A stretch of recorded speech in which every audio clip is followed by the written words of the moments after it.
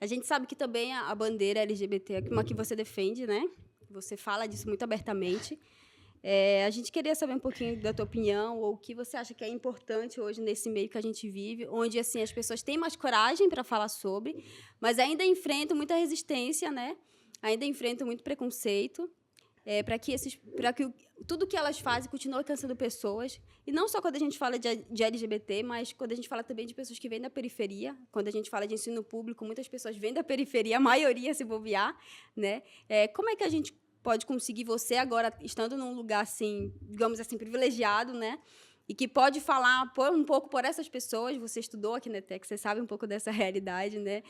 Como é que a gente pode conseguir ainda levar esses projetos adiante para alcançar o público, né? E fazer com que, assim, tenha uma conscientização maior, com que as pessoas abram um pouco a mente, entendam muito como é que as coisas funcionam, né? Então, é por isso que existem as cotas, né? Porque para que essas minorias elas consigam chegar em lugares onde talvez as pessoas não queiram que a gente chegue, né? Veja bem, eu acho, como você disse, eu acho que a gente está vendo uma mudança cultural muito importante. 10 anos parece pouco tempo desde que eu estava aqui, mas em 10 anos você percebe como que o debate da sexualidade do gênero avançou. E tenho certeza que nos próximos 10 anos vai avançar muito mais. E tenho certeza que nos 10 anos anteriores aos que eu estava aqui, era muito mais difícil. Então a gente vai percebendo a cada geração, principalmente nas novas gerações, o quanto que você tem uma aceitação muito maior à diversidade sexual e de gênero, por um lado. Por outro lado, como consequência desse avanço, a gente também tem grupos na política que se articulam para tentar retroceder nesses avanços. Então você tem hoje grupos políticos muito bem organizados que uma das suas principais bandeiras não é avançar nos direitos da população LGBT, mas combater esses avanços. Te dar um exemplo, a Assembleia Legislativa, meu primeiro ano de mandato, fez uma comissão parlamentar de inquérito para investigar um ambulatório que atendia pessoas com disforia de gênero, pessoas transexuais. Ou seja, um serviço que já é tão... que falta, ao invés da gente estar discutindo como expandir esses serviços, a preocupação de parte dos deputados, principalmente dos deputados da extrema-direita, era combater o pouco que tem. A reação que houve agora, a aprovação das cotas para pessoas trans na Unicamp, que é um avanço muito importante, só que está tentando fazer retroceder. Então, acho que a gente tem um desafio. Por um lado, a gente tem, como nunca na história, você tem uma aceitação, e eu acho que a cultura, o audiovisual, contribuiu muito para isso. Então, você ter hoje mais visibilidade, mais protagonismo, mais novelas, filmes, séries, que tratem abertamente da questão da diversidade sexual e de gênero, isso tem um impacto muito grande. Eu vejo na minha família, eu vejo nas pessoas próximas a mim, o quanto que o consumo desses produtos, dessas produções, vai mudando. Essa é a grande riqueza e o poder da cultura e do audiovisual, né? E, ao mesmo tempo, a gente tem esse desafio de enfrentar esses grupos.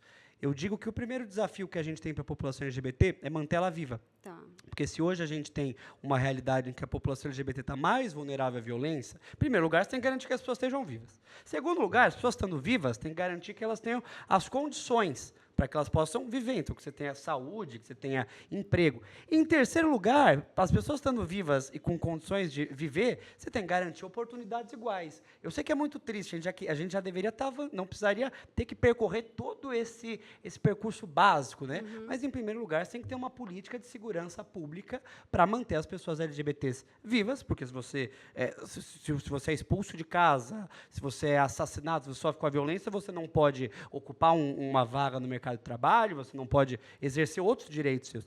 Garantindo essa política de segurança, você precisa ter uma política de saúde integral para a população LGBT, que é especialmente vulnerável, principalmente as pessoas travestis, transexuais, por conta da vulnerabilidade social. Muitas têm que recorrer à prostituição, então tem todo um desmonte das políticas de combate às ISTs no último período, que atinge especialmente a população LGBT. E, em terceiro lugar, você tem toda uma longa lista de políticas públicas para assegurar que as pessoas LGBTs elas vivam em condição de igualdade com as demais. Então, a política de cotas trans nas universidades, Sim. por exemplo. As pessoas perguntam, por que você precisa ter cotas para pessoas trans se o gênero da pessoa não influencia na capacidade dela de fazer uma prova? Não influencia mesmo. Agora, a vulnerabilidade que essa pessoa é exposta por conta da sua identidade de gênero e do preconceito tira oportunidades dela de fazer uma prova em condição de igualdade com as demais. Se você tem 82% das pessoas transexuais que têm que evadir da escola no ensino médio, como que você vai esperar que essas pessoas possam fazer um cursinho, prestar uma FUVEST e entrar numa universidade? Por isso que você só tem 0,3% de pessoas trans no ensino superior das universidades federais.